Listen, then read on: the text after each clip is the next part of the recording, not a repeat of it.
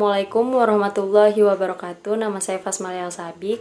Dalam video ini saya ingin membahas tentang salah satu tokoh ilmuwan muslim yang sangat berpengaruh di dalam sejarah, yaitu Ibnu Sina, atau dalam dunia barat dikenal sebagai Avicenna.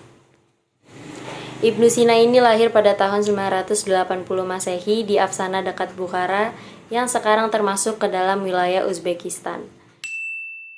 Sejak kecil, beliau sudah menunjukkan kecerdasan yang sangat luar biasa karena di usia 10 tahun beliau sudah hafal Al-Quran, dan pada usia 16 tahun beliau sudah dianggap sebagai dokter ahli, bahkan berhasil menyembuhkan penguasa daerah Bukhara pada saat itu.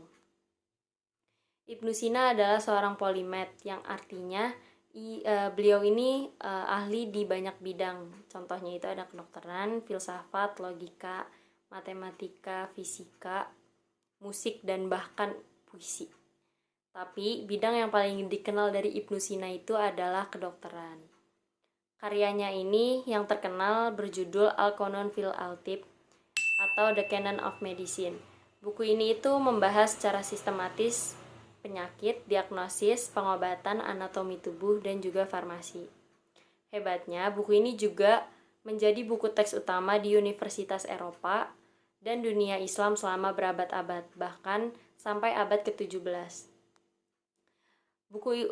Dalam buku ini disebutkan bahwa sakit itu tidak selalu disebabkan oleh fisik yang lemah, tetapi juga karena faktor kejiwaan yang bermasalah.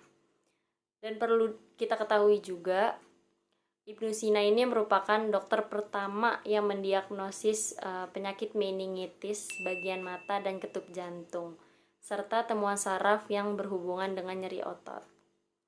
Selain Al-Qanun fil Tibb, ada juga beberapa karya Ibnu Sina lainnya yang masyhur, yaitu nih, yang lebih jelas.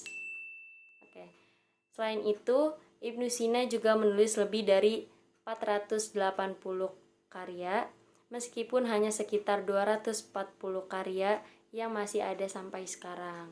Dari jumlah itu, sekitar 40 karya membahas tentang ilmu kedokteran dan 150 karya lainnya tentang filsafat. Dalam filsafat, Ibnu Sina berusaha menggabungkan pemikiran Islam dengan logika filsafat Yunani, terutama ajaran Aristoteles dan Plato. Ia menekankan pentingnya akal dan pemikiran rasional dalam memahami dunia dan agama. Ia juga dikenal sebagai pelopor metode ilmiah modern karena menekankan pentingnya pengamatan atau observasi, analisis, dan eksperimen dalam proses ilmiah. Bahkan, ia telah membahas penyakit menular, kontaminasi melalui air dan udara, serta pentingnya kebersihan dan karantina jauh sebelum zaman ilmu mikrobiologi ditemukan. Ibnu Sina meninggal pada tahun 1037 Masehi di Hamadan, Persia, pada usia 57 tahun. Meskipun hidup 1000 tahun yang lalu, tapi pemikirannya itu masih relevan sampai saat ini, terutama semangatnya dalam mencari ilmu, berpikir kritis, dan menyatukan iman dan sains. Itu aja yang bisa saya presentasikan. Semoga kami semua bisa meneladani semangat belajar dan kontribusi beliau. Amin. Terima kasih. Assalamualaikum warahmatullahi wabarakatuh.